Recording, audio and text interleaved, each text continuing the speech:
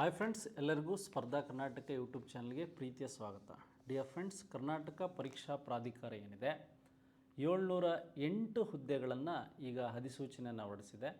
ಈ ಅಧಿಸೂಚನೆಗೆ ಅಥವಾ ಹುದ್ದೆಗಳನ್ನು ಕುರಿತು ಸ್ಪರ್ಧಾತ್ಮಕ ಪರೀಕ್ಷೆಗಳ ಮಾಹಿತಿ ಅಂದರೆ ಪೇಪರ್ 1 ಇರ್ಬೋದು, ಪೇಪರ್ 2 ಇರ್ಬೋದು, ಇಲ್ಲಿ ಅರ್ಜಿ ಸಲ್ಲಿಸುವ ದಿನಾಂಕ ಇರ್ಬೋದು, ವಿದ್ಯಾರ್ಹತೆ ಮತ್ತು ಪಠ್ಯಕ್ರಮ ಮತ್ತು ಪರೀಕ್ಷೆಗಳನ್ನು ಕುರಿತು ಮಾಹಿತಿಯನ್ನು ನಾನು ನೀಡ್ತಾ ಇದ್ದೇನೆ. ಡಿಯರ್ ಫ್ರೆಂಡ್ಸ್, ಯಾರು ಸ್ಪರ್ಧಾ ಕರ್ನಾಟಕ ಯೂಟ್ಯೂಬ್ ಚಾನಲ್ಗೆ ಇದುವರೆಗೆ ಸಬ್ಸ್ಕ್ರೈಬ್ ಆಗಿಲ್ಲ ಅವರು ಸಬ್ಸ್ಕ್ರೈಬ್ ಆಗಿ ಅಂತ ಹೇಳ್ತಾ, ಈ ಕರ್ನಾಟಕ ಪ್ರಾಧಿಕಾರ ಅಥವಾ ಕರ್ನಾಟಕ ಪರೀಕ್ಷಾ ಪ್ರಾಧಿಕಾರ ಏನಿದೆ, ಈ ಒಂದು KEA ಅಂತ ಕರಿತೇವೆ ನೋಡಿ. ಕರ್ನಾಟಕ ಎಕ್ಸಾಮಿನೇಷನ್ ಅಥಾರಿಟಿ ಏನಿದೆ, ಈ ಕರ್ನಾಟಕ ಎಕ್ಸಾಮಿನೇಷನ್ ಅಥಾರಿಟಿ ಅಂತಕ್ಕಂಥದ್ದು ಈ ಒಂದು HKಯಲ್ಲಿರ್ಬೋದು ಅಥವಾ KKಯಲ್ಲಿರ್ಬೋದು, ಕಲ್ಯಾಣ ಕರ್ನಾಟಕ ವೃಂದದಲ್ಲಿರ್ಬೋದು, ಸುಮಾರು ನಿಮಗೆ 708 ಹುದ್ದೆಗಳನ್ನು ಈಗ ನಿಮಗೆ ನೇಮಕಾತಿ ಅಧಿಸೂಚನೆಯನ್ನು ಹೊರಡಿಸಿದೆ. ಡಿಯರ್ ಫ್ರೆಂಡ್ಸ್, ಇರತಕ್ಕಂಥ 8 ಇಲಾಖೆಗಳಲ್ಲಿ ನೋಡಿ, ಇಲ್ಲಿ ಫಸ್ಟ್ ಒನ್ ನೋಡೋದಾದರೆ ಬೆಂಗಳೂರು ಅಭಿವೃದ್ಧಿ ಪ್ರಾಧಿಕಾರದಲ್ಲಿ ನಮಗೆ HKಯಲ್ಲಿ 8 ಪೋಸ್ಟ್ಗಳು ಮತ್ತು KKಯಲ್ಲಿ 7 ಪೋಸ್ಟ್ಗಳಿದೆ. ಹಾಗಾದರೆ ಈ ಪೋಸ್ಟ್ಗಳು ಏನಾಗಿರುತ್ತೆ ಅಂತಕ್ಕಂಥದ್ದು, ನಮಗೆ ಇಲ್ಲಿ FDA ಹುದ್ದೆಗಳಿರ್ಬೋದು, ಕೋರ್ಟಲ್ಲಿರ್ಬೋದು ಅಥವಾ ರೆವಿನ್ಯೂ ಡಿಪಾರ್ಟ್ಮೆಂಟ್ ಕಂದಾಯ ಇಲಾಖೆಯಲ್ಲಿರ್ಬೋದು, FDA ಮತ್ತು SDA ಹುದ್ದೆಗಳು ಅಂತ ನಿಮಗೆ ಗೊತ್ತಿರಬೇಕು. ಜನರಲ್ಲಾಗಿ ಈ ಡಿಗ್ರಿ ಓದಿದಂಥ ವಿದ್ಯಾರ್ಥಿಗಳು ಬರೆಯುವಂಥ ಪೋಸ್ಟ್ಗಳು. ಹಾಗೆ Karnataka soaps and detergents limited ಏನಿದೆ, ಇಲ್ಲಿ 7 ಹುದ್ದೆಗಳಿದೆ, ಇಲ್ಲಿ 14 ಹುದ್ದೆಗಳಿದೆ. ಇಲ್ಲಿ ಕಿರಿಯ ಅಧಿಕಾರಿಗಳು ಅಂತ ಬರ್ತಾರೆ, ಕಿರಿಯ ಅಧಿಕಾರಿಗಳು ಅಂತ ಬರ್ತಾರೆ. ಹಾಗೆ ಕಿರಿಯ ಅಧಿಕಾರಿಗಳಲ್ಲಿ ಉತ್ಪಾದನಾ ಅಂತ ಬರುತ್ತೆ, ಸಾಮಗ್ರಿ ಅಂತ ಬರುತ್ತೆ, ಉಗ್ರಾಣ ವಿಭಾಗ ಅಂತ ಬರುತ್ತೆ, ಆಶ್ವಾಸನೆ ಅಂತ ಬರುತ್ತೆ. ಇವೆಲ್ಲ ಹುದ್ದೆಗಳು ಇಲ್ಲಿರುತ್ತೆ ಅಂತ. ನೆಕ್ಸ್ಟ್ ಹಾಗೆ ರಾಜೀವ್ ಗಾಂಧಿ ಆರೋಗ್ಯ ವಿಜ್ಞಾನ ವಿಶ್ವವಿದ್ಯಾನಿಲಯ 40 ಪೋಸ್ಟ್ಗಳು ಮತ್ತು ಇಲ್ಲಿ 4 ಪೋಸ್ಟ್ಗಳಿದೆ. ಇಲ್ಲಿ ನಿಮಗೆ ಜೂನಿಯರ್ ಪ್ರೋಗ್ರಾಮರ್ ಅಂತ ಬರ್ತಾರೆ, ಸಹಾಯಕ ಇಂಜಿನಿಯರ್ ಅಂತ ಬರ್ತಾರೆ, ಸಹಾಯಕ ಗ್ರಂಥಪಾಲಕರು ಅಂತಕ್ಕಂಥ ಹುದ್ದೆಗಳು ಬರುತ್ತೆ. ಹಾಗೆ ಕಿರಿಯ ಸಹಾಯಕರು ಹುದ್ದೆಗಳು ಅಂತ ಬರುತ್ತೆ. ಈ ಹುದ್ದೆಗಳನ್ನು ನೀವೇನು ಮಾಡ್ಬೋದು, ಇಲ್ಲಿ ಬರಿಬೋದು ಅಂತಕ್ಕಂಥದ್ದು ಗೊತ್ತಿರಬೇಕು. ನೆಕ್ಸ್ಟ್ ಹಾಗಾದರೆ ಕಲ್ಯಾಣ ಕರ್ನಾಟಕ ರಸ್ತೆ ಸಾರಿಗೆ ಅಂತಿದೆ. ಈ ಕಲ್ಯಾಣ ಕರ್ನಾಟಕ ರಸ್ತೆ ಸಾರಿಗೆಯಲ್ಲಿ ಹೆಚ್ಚು ಪೋಸ್ಟ್ ಇದೆ, 63 ಮತ್ತು ನಿಮಗೆ 253 ಪೋಸ್ಟ್ಗಳಿದೆ. ಇಲ್ಲಿ ಸಹಾಯಕ ಲೆಕ್ಕಿಗರು ಅಂತ ಒಂದು ಪೋಸ್ಟ್ ಬರುತ್ತೆ, ಹಾಗೆ ನಿರ್ವಾಹಕರು ಅಂತಕ್ಕಂಥ ಪೋಸ್ಟ್ ಬರುತ್ತೆ ಅಂತಕ್ಕಂಥದ್ದು. ಹಾಗೆ ನಮಗೆ ವಾಯುವ್ಯ ಕರ್ನಾಟಕ ರಸ್ತೆ ಸಾರಿಗೆಯಲ್ಲಿ ನಮಗೆ HKಯಲ್ಲಿ 19 ಪೋಸ್ಟ್ಗಳಿದೆ. ಇಲ್ಲಿ ಸಹಾಯಕ ಸಂಚಾರಿ ನಿರೀಕ್ಷಕ ಅಂತ ಬರುತ್ತೆ, ಸಹಾಯಕ ಸಂಚಾರಿ ನಿರೀಕ್ಷಕರ ಹುದ್ದೆಗಳನ್ನು ನೀವಿಲ್ಲಿ ನೋಡ್ಬೋದು. ದ ಮೋಸ್ಟ್ ಇಂಪಾರ್ಟೆಂಟ್ ಅಂದರೆ ಈ ಕೃಷಿ ಮಾರುಕಟ್ಟೆಗೆ ಸಂಬಂಧಿಸಿದಂತೆ ಕೃಷಿ ಮಾರುಕಟ್ಟೆಯಲ್ಲಿ ಹೆಚ್ಚು ಪೋಸ್ಟ್ ಅಂದರೆ 180 ಪೋಸ್ಟ್ಗಳಲ್ಲಿ ಸಹಾಯಕ ಅಭಿಯಂತರ ಬರುತ್ತೆ, ಸಿವಿಲ್ಲಿಗೆ ತಾತ್ಕಾಲಿಕ ಇರುತ್ತೆ ಹುದ್ದೆ. ಹಾಗೆ ಕಿರಿಯ ಅಭಿಯಂತರರು ಬರುತ್ತೆ, ಮಾರುಕಟ್ಟೆ ಮೇಲ್ವಿಚಾರಕರು ಬರ್ತಾರೆ. ಇಲ್ಲೂ ಸಹ ಪ್ರಥಮ ದರ್ಜೆ ಸಹಾಯಕರು ಅಂತ ಬರ್ತಾರೆ. ಇಲ್ಲೂ ಸಹ ನಿಮಗೆ FDA ಅಂತಕ್ಕಂಥ ಪೋಸ್ಟ್ ಬರುತ್ತೆ, ಹಾಗೆ SDA ಅಂತಕ್ಕಂಥ ಪೋಸ್ಟ್ ಬರುತ್ತೆ. ಮಾರಾಟ ಸಹಾಯಕರು ಅಂತ ಗ್ರೂಪ್ C ಹುದ್ದೆನೂ ಸಹ ಇದೆ, ಗ್ರೂಪ್ B ಹುದ್ದೆನೂ ಇದೆ. ನಿಮಗೆ ಮಾರುಕಟ್ಟೆ ಅಥವಾ ಕೃಷಿ ಮಾರಾಟ ಇಲಾಖೆ. ಅದಾದಮೇಲೆ ತಾಂತ್ರಿಕ ಶಿಕ್ಷಣ ಇಲಾಖೆ ಏನಿದೆ, ನಿಮಗೆ ತಾಂತ್ರಿಕ ಶಿಕ್ಷಣ ಇಲಾಖೆಯಲ್ಲಿ FDA ಮತ್ತು ಗ್ರಂಥಪಾಲಕರ ಹುದ್ದೆಗಳು ಕಾಲ್ಫರ್ ಆಗಿದೆ. 50 ಮತ್ತು 43 ಪೋಸ್ಟಿಗೆ ನಿಮಗೆ FDA ಮತ್ತು ಈ MLib ಆದಂಥವ್ರಿಗೆ ಈ ಲೈಬ್ರರಿಯನ್ ಗ್ರಂಥಪಾಲಕರ ಹುದ್ದೆಗಳು ಸಹ ಕಾಲ್ಫರ್ ಆಗಿದೆ ಅಂತಕ್ಕಂಥದ್ದು ಗೊತ್ತಿರಬೇಕು. ನೆಕ್ಸ್ಟು ಅದೇ ರೀತಿಯಾಗಿ ನಿಮಗೆ ಈ ಒಂದು ತಾಂತ್ರಿಕ ಶಿಕ್ಷಣ ಇಲಾಖೆಯಲ್ಲಿ FDA ಮಾತ್ರ. ಹಾಗೆ ನಿಮಗೆ ಈ ಶಾಲಾ ಶಿಕ್ಷಣ ಇಲಾಖೆ ಪದವಿ ಪೂರ್ವ ಈ ಒಂದು PU ಕಾಲೇಜಿಗೆ ಸಂಬಂಧಿಸಿದಂತೆ 10 ಪೋಸ್ಟ್ಗಳೇನಿದೆ, ಈ 10 ಪೋಸ್ಟ್ಗಳಿಗೆ ಸಂಬಂಧಿಸಿದಂತೆ ಗ್ರೂಪ್ C ಗ್ರಂಥಪಾಲಕರು ಯಾರು ಅಂದರೆ ಗ್ರಂಥಪಾಲಕರ ಹುದ್ದೆಗಳಿದೆ. ಎಸ್ ಡಿಯರ್ ಫ್ರೆಂಡ್ಸ್, 8 ಇಲಾಖೆಗಳಲ್ಲಿ ನಮಗೆ 708 ಹುದ್ದೆಗಳು ಖಾಲಿ ಇರ್ತಕ್ಕಂಥ ನೋಟಿಫಿಕೇಷನನ್ನು ಭಾಳ ಸ್ಪಷ್ಟವಾಗಿ ಕರ್ನಾಟಕ ಪರೀಕ್ಷಾ ಪ್ರಾಧಿಕಾರ ನೀಡಿದೆ. ಮತ್ತು ನಾವು ಏನು ಎಕ್ಸಾಮಿನೇಷನ್ನಿಗೆ ಸಂಬಂಧಿಸಿದಂತೆ ಡಿಸೆಂಬರ್ ಅಥವಾ ಜನವರಿ ಮಂತಲ್ಲಿ ನಾವು ಪರೀಕ್ಷೆಯನ್ನು ನಡೆಸೋದಾಗಿಯೂ ಸಹ ಈ ಕರ್ನಾಟಕ ಪ್ರಾಧಿಕಾರದ ಏನು ನಿರ್ವಾಹಕ ಅಧಿಕಾರಿಗಳು ಇದನ್ನು ನೀಡಿದ್ದಾರೆ ಮಾಹಿತಿ ಅಂತ. ಬಟ್ ಬೇರೆ ಬೇರೆ ಪೋಸ್ಟ್ಗಳಿಗೆ ಬೇರೆ ಬೇರೆ ಎಜುಕೇಷನ್ ಕ್ವಾಲಿಫಿಕೇಷನನ್ನು ನಾವು ನೋಡ್ಬೋದು. ಶೈಕ್ಷಣಿಕ ವಿದ್ಯಾರ್ಹತೆ ನೋಡಿ, ಅಭ್ಯರ್ಥಿಯ ಭಾರತದಲ್ಲಿ ಕಾನೂನು ಪಡೆದಂಥ ಎನಿ ಡಿಗ್ರಿ, ಕೆಲವು FDA SDA ಪೋಸ್ಟ್ಗಳಿಗೆ ನೀವು BA ಓದಿರ್ಬೋದು ಅಥವಾ BE ಓದಿರ್ಬೋದು ಅಥವಾ ನೀವು BCom ಮಾಡಿರ್ಬೋದು ಅಥವಾ ನೀವು BScಯನ್ನು ಮಾಡಿರ್ಬೋದು ಅಥವಾ ಇಂಜಿನಿಯರಿಂಗ್ ಡಿಗ್ರಿ, ಯಾವುದೇ ಎನಿ ಡಿಗ್ರಿ, ಆ ಡಿಗ್ರಿಯನ್ನು ಮಾಡಿದವರು ಕೆಲವು ಪೋಸ್ಟಿಗೆ ಹಾಕ್ಬೋದು ಅಂತ ಹೇಳ್ತಾರೆ. ನೆಕ್ಸ್ಟ್ ನಿಮಗೆ ಪಿ ಯು ಬೇಸ್ ಮೇಲೆ, ಈ ಪಿ ಯು ಸಿ ಮೇಲೆ ಅಂದರೆ ತತ್ಸಮಾನ ಪರೀಕ್ಷೆಗಳಾದಂಥ ಈ NIOS ಓಪನ್ ಯೂನಿವರ್ಸಿಟಿಲಿ ಓದಂಥವ್ರು, ಅಥವಾ ನಿಮಗೆ ಓಪನ್ ಸ್ಕೂಲಲ್ಲಿ ಓದಂಥವ್ರು, ಹಾಗೆ ಡಿಪ್ಲೊಮಾ ಇರ್ಬೋದು, ITI ಇರ್ಬೋದು, JOC ಇರ್ಬೋದು, JODC ಇರ್ಬೋದು ಮತ್ತು JLDC ಇರ್ಬೋದು, ಪರೀಕ್ಷೆಗಳಲ್ಲಿ ಉತ್ತೀರ್ಣರಾಗಿರಬೇಕು. ಕೆಲವು ಹುದ್ದೆಗಳಿಗೆ ಸಹಾಯಕ ಒಂದು ಸಂಚಾರಿ ಇಲಾಖೆ ಅಂತ ಹೇಳಿದ್ನಲ್ಲ, ಅಲ್ಲಿ ಏನು ಪ್ರಥಮ ದರ್ಜೆಯಲ್ಲೇ ಉತ್ತೀರ್ಣ ಆಗಿರಬೇಕು ಅಂತ ಹೇಳ್ತಾ ಇದ್ದಾನೆ. ಇಲ್ಲಿ ಏನು ಮಾಡ್ತಾನೆ, 60% ನೀವು ಆ ಡಿಗ್ರಿಯಲ್ಲಿ ಓದಿರಬೇಕು ಅಂತ ಹೇಳ್ತಾ ಇದ್ದಾರೆ. ನೆಕ್ಸ್ಟ್ ಯಾರು MSc ಕೆಮಿಸ್ಟ್ರಿ ಮಾಡಿದರೆ ಅವಕಾಶ ಇದೆ, ಯಾರು BE BTech ಮತ್ತು MBA ಮಾಡಿದರೆ ಅವ್ರಿಗೂ ಅವಕಾಶ ಇದೆ ಪೋಸ್ಟ್ಗಳಲ್ಲಿ. ಯಾರು MLib ಮಾಡಿರ್ತೀರ ಒಂದು ಕಂಡೀಷನ್ ಇದೆ, MLibಲ್ಲಿ 55% ಮಾಡಿರಲೇಬೇಕು ನೀವು ಅಂತ. ಹಾಗೆ MCA ಇದೆ, ಮಾರುಕಟ್ಟೆ ಸುಧಾರಣೆಗಳಿಗೆ ಸಂಬಂಧಿಸಿದಂತೆ ಅಥವಾ ಮಾರುಕಟ್ಟೆ ಸಹಾಯಕರಿಗೆ ಸಂಬಂಧಿಸಿದಂತೆ ನಿಮಗೆ ಈ BSc ಅಗ್ರಿ ಮಾಡಿದವ್ರಿಗೂ ಸಹ ಇಲ್ಲಿ ಅವಕಾಶ ಇದೆ. ನೀವು ಹೆಚ್ಚಿನ ಮಾಹಿತಿಗಾಗಿ ಇನ್ನೂ ಅಧಿಕಾರಿಗಳ ಅಥವಾ ವಿದ್ಯಾರ್ಥಿಗೆ ಸಂಬಂಧಿಸಿದಂತೆ ಈ ಕರ್ನಾಟಕ ಎಕ್ಸಾಮಿನೇಷನ್ ಅಥಾರಿಟಿಯ ಒಂದು ವೆಬ್ಸೈಟಲ್ಲಿ ಬಿಟ್ಟಿರ್ತಕ್ಕಂಥ ಅಧಿಸೂಚನೆಯನ್ನು ಓದ್ಬೋದು. ಹಾಗಾದರೆ ನಾನಿಲ್ಲಿ ನಿಮಗೆ ಹುದ್ದೆಗಳು ಮತ್ತು ಯಾವ್ಯಾವ ಕ್ವಾಲಿಫಿಕೇಷನ್ನವರು ಓದ್ಬೋದು ಅಂತಕ್ಕಂಥದ್ದನ್ನು ಅಥವಾ ಎಕ್ಸಾಮಿನೇಷನ್ನಿಗೆ ಓದಿ ಪರೀಕ್ಷೆಯನ್ನು ತೆಗೆದುಕೊಳ್ಬೋದು ಅನ್ನೋದನ್ನು ಸಿಂಪ್ಲಿಫೈಸ್ ಮಾಡಿ ನಾನು ಅಥವಾ ಸಿಂಪಲ್ಲಾಗಿ ಹೇಳ್ತಾ ಹೋಗಿದ್ದೀನಿ.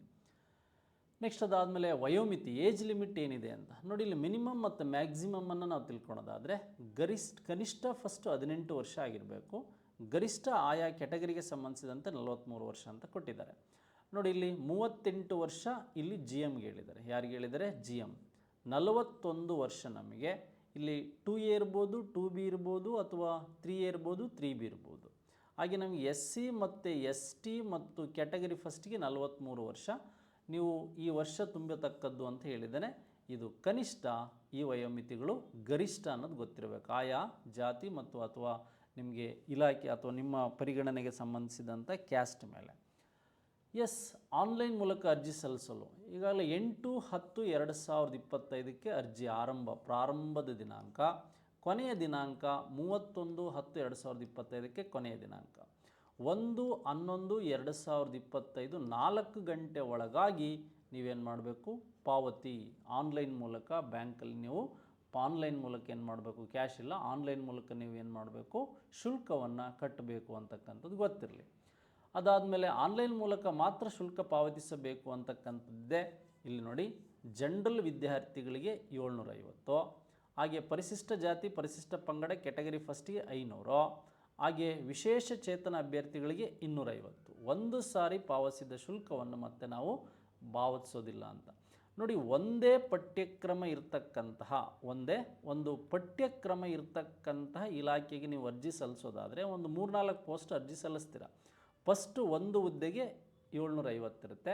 ನೀವು ಎಕ್ಸ್ಟ್ರಾ ಒಂದೇ ಪಠ್ಯಕ್ರಮದ ವಿವಿಧ ಇಲಾಖೆಗಳನ್ನು ತುಂಬ್ತಾ ಹೋಗ್ತೀರಾ ಅಂದರೆ ಅಲ್ಲಿ ನಿಮಗೆ +100 ಎಕ್ಸ್ಟ್ರಾ ಆಗ್ತಾ ಹೋಗುತ್ತೆ. ಈ ರೀತಿಯಾಗಿ ಹೇಳ್ತಾ ಹೋಗಿದ್ದಾರೆ.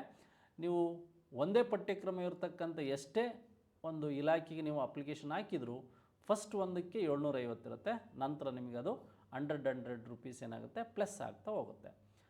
ನೆಕ್ಸ್ಟ್ ಹಾಗಾದರೆ ಪ್ರಥಮ ದರ್ಜೆ ಸಹಾಯಕರು ಮತ್ತು ನಿಮಗೆ ಈ ಒಂದು ದ್ವಿತೀಯ ದರ್ಜೆ ಸಹಾಯಕರಿರ್ಬೋದು, ಮತ್ತು ಅದಾದಮೇಲೆ ನಿಮಗೆ ವಿವಿಧ ಇಲಾಖೆಗಳ ಪಠ್ಯಕ್ರಮಕ್ಕೆ ಈ ಸಹಾಯಕ ಗ್ರಂಥಪಾಲಕರಿರ್ಬೋದು, ಹಾಗೆ ಸಹಾಯಕ ಲೆಕ್ಕಿಗರಿರ್ಬೋದು, ಹಾಗೆ ಅಭಿಯಂತರಿರ್ಬೋದು. ಕೆಲವು 3 ವಿಭಾಗದಲ್ಲಿ ಪಠ್ಯಕ್ರಮವನ್ನು ಡಿವೈಡ್ ಮಾಡಿದ್ದಾನೆ.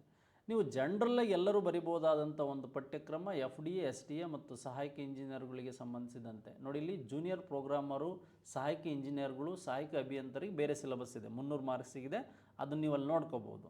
ಈಗ ಜನರಲ್ ನಾವು ಇಲ್ಲಿ ಬರಿತಕ್ಕಂಥ FDA, SDA ಮೇಜರಾಗಿ ಹೆಚ್ಚು ಪೋಸ್ಟ್ಗಳನ್ನು ಯಾರು ಬರಿತಾ ಇದ್ದಾರೆ, ಪ್ರಥಮ ದರ್ಜೆ ಸಹಾಯಕರು ಕೋರ್ಟಲ್ಲಿರ್ಬೋದು ಅಥವಾ ರೆವಿನ್ಯೂ ಇನ್ಸ್ಪೆಕ್ಟರ್ ಇರ್ಬೋದು, ಹಾಗೆ ಕಿರಿಯ ಅಭಿಯಂತರರು ಅಥವಾ ಸಹಾಯಕ ಗ್ರಂಥಪಾಲರು, ಇವರ ಒಂದು ಜನರಲ್ ಸಿಲೆಬಸ್ಸನ್ನು ನಾನಿಲ್ಲಿ ಡಿಸ್ಕಷನ್ ಮಾಡ್ತಾ ಇದ್ದೇನೆ.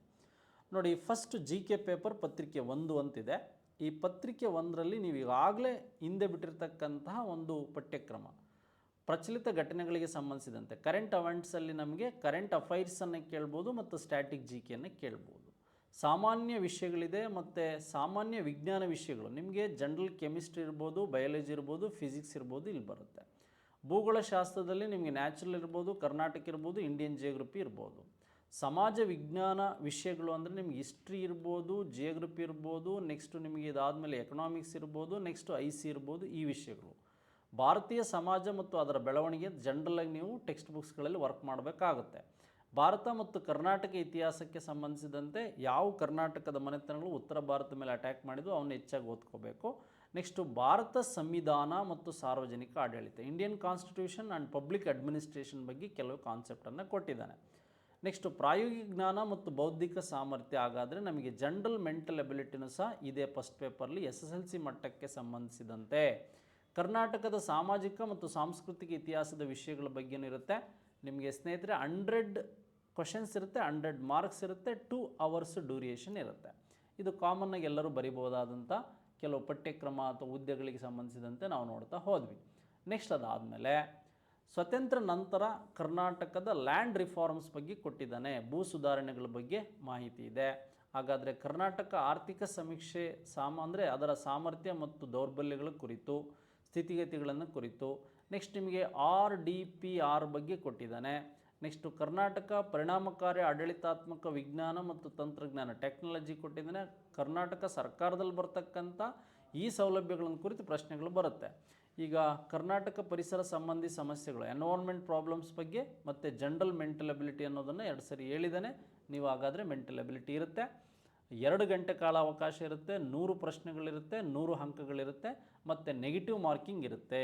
ನೀವು ಜನರಲಾಗಿ ಎಲ್ಲ ಪೇಪರಿಗೂ ಸಹ ನಿಮಗೆ ಏನು ಈ 1/4 ಅಥವಾ ನಿಮಗೆ ಈ 4ನೇ 1 ಭಾಗದಷ್ಟು ನೆಗೆಟಿವ್ ಮಾರ್ಕಿಂಗ್ ಇರುತ್ತೆ, ಅಥವಾ 0.25 ಬರುತ್ತೆ, ಅಥವಾ 4 ಪ್ರಶ್ನೆಗಳನ್ನು ನೀವು ತಪ್ಪು ಮಾಡಿದರೆ 1 ಅಂಕವನ್ನು ತೆಗೆಯಲಾಗ್ತದೆ ಅಂತಕ್ಕಂಥದ್ದು ಗೊತ್ತಿರಬೇಕು. ನೆಕ್ಸ್ಟ್ ಅದಾದಮೇಲೆ ಪತ್ರಿಕೆ 2, ಕೆಲವರಿಗೆ ನಿರ್ದಿಷ್ಟ ಪತ್ರಿಕೆ ಇದೆ, ಕೆಲವು ಸಬ್ಜೆಕ್ಟ್ ಅಥವಾ ಕೆಲವು ಹುದ್ದೆಗಳಿಗೆ ಅದು ನೋಡ್ಕೋಬೇಕು ನೀವು. ನಿರ್ದಿಷ್ಟ ಸ್ಪೆಸಿಫಿಕ್ ಪೇಪರ್ಗಳಿರುತ್ತೆ. ಕಾಮನ್ನಾಗಿ ಹೆಚ್ಚು ಹುದ್ದೆಗಳಿಗೆ ಈ ಪೇಪರ್ ಇದೆ, ಕಮ್ಯುನಿಕೇಷನ್ ಪೇಪರ್, ಕನ್ನಡ, ಇಂಗ್ಲೀಷ್ ಮತ್ತು ಕಂಪ್ಯೂಟರ್. ನಿಮಗೆ 35 ಮಾರ್ಕ್ಸ್ 35 ಮಾರ್ಕ್ಸ್ ಮತ್ತು 30 ಮಾರ್ಕ್ಸ್ ಮೇ ಬಿ ಈ ರೀತಿ ಕ್ವಶನ್ಸ್ ಡಿವೈಡ್ ಆಗಿ ಬರುತ್ತೆ. ನಿಮಗೆ ಇಲ್ಲಿ 100 ಪ್ರಶ್ನೆಗಳು 100 ಅಂಕಗಳು, ಇದು ಸಹ ನೆಗೆಟಿವ್ ಮಾರ್ಕಿಂಗ್ ಇರುತ್ತೆ. ಬಟ್ ಇದರಲ್ಲಿ ಯಾರು ಕನ್ನಡ ಫಸ್ಟ್ ಒಂದು 150 ಮಾರ್ಕ್ಸಿಗೆ ಕನ್ನಡ ಕಡ್ಡಾಯ ಇರುತ್ತೆ, ಅದರಲ್ಲಿ 50 ಮಾರ್ಕ್ಸ್ ತೆಗಿಬೇಕು. ಯಾರು ಅದಕ್ಕೆ ಅರ್ಹರಾಗಿರ್ತಾರೆ ಅದನ್ನು ತೆಗಿಬೇಕಾಗುತ್ತೆ, ಕನ್ನಡ ಕಡ್ಡಾಯ ಬರೀಬೇಕು. ಎಸ್, ಹಾಗಾದರೆ ಋಣಾತ್ಮಕ ಮೌಲ್ಯಮಾಪನ ನೆಗೆಟಿವ್ ಮಾರ್ಕಿಂಗಲ್ಲಿ ನಮಗೆ ಸ್ವಲ್ಪ ಈ ಸರಿ ಗೊಂದಲಗಳಾಗಿತ್ತು. ಅದನ್ನು ಅವರು ಪ್ರಾಧಿಕಾರದಲ್ಲಿ ಭಾಳ ಸ್ಪಷ್ಟವಾಗಿ ಹೇಳಿದ್ದಾರೆ. ಏನು MCQs ಇರುತ್ತಲ್ಲ, ಮಲ್ಟಿಪಲ್ ಚಾಯ್ಸ್ ಕ್ವಶನ್ಸ್ ಏನಿರುತ್ತಲ್ಲ, 4 ಪರ್ಯಾಯ ಉತ್ತರಗಳಿರುತ್ತೆ. ಪ್ರತಿ ತಪ್ಪು ಉತ್ತರಕ್ಕೆ ನೀವು ಏನು 1/4 ಅಥವಾ 4ನೇ 1 ಭಾಗ ಅಂಕವನ್ನು ತೆಗಿತಾರೆ, ಅಥವಾ 0.25 ನೆಗೆಟಿವ್ ಇರುತ್ತೆ.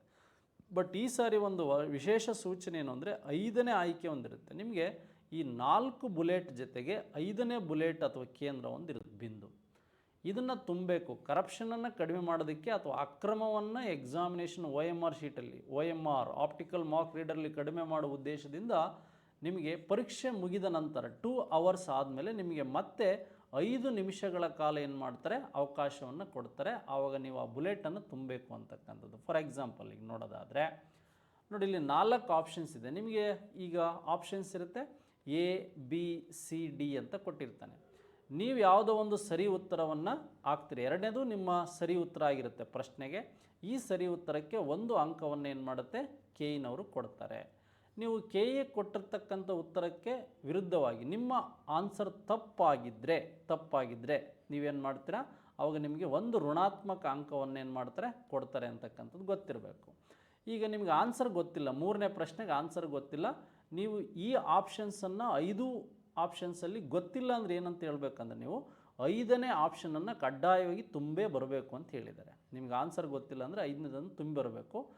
ಬಂದಾಗ ನಿಮಗೆ ನೆಗೆಟಿವ್ ಮಾರ್ಕಿಂಗ್ ಇರಲ್ಲ. ಇದನ್ನು ಎಕ್ಸಾಮ್ ಮುಗಿದ ಮೇಲೆ 5 ನಿಮಿಷಗಳ ಕಾಲ ನಿಮಗೆ ಅವಕಾಶ ಕೊಡ್ತಾರೆ. ನೆಕ್ಸ್ಟ್ ರೂಮ್ ಸೂಪರ್ವೈಸರ್ ಇರ್ಬೋದು, ಇನ್ವಿಜಿಲೇಟರ್ ಇರ್ಬೋದು, ಅವ್ರಿಗೆ ಕಡ್ಡಾಯವಾಗಿ ಫಾರ್ ಎಕ್ಸಾಂಪಲ್ ಈಗ ಒಂದು 100 ಪ್ರಶ್ನೆಗೆ 2 ಅವರ್ಸಲ್ಲಿ ನೀವು ಒಂದು 75 ಬರೆದಿರ್ತೀರ, ತುಂಬಿರ್ತೀರ. ಇನ್ನೂ 25 ಕ್ವಶನ್ಸ್ ಖಾಲಿ ಇರುತ್ತೆ ಹಾಗೆ ಬುಲೆಟ್ಗಳು. ಆವಾಗ ಮಿಸ್ ಮಾಡದೆ ನೀವು ಕೊನೆಗೆ 5 ನಿಮಿಷ ನೋಡಿ ಆ ಎಲ್ಲ ಬುಲೆಟ್ಗಳು ಕೊನೆಯದಾಗಿ ಯಾವುದು ಆನ್ಸರ್ ಗೊತ್ತಿರಲ್ಲ ಅದನ್ನು ಲಾಸ್ಟ್ ಬುಲೆಟನ್ನು ನೀವು ತುಂಬಿರಬೇಕು.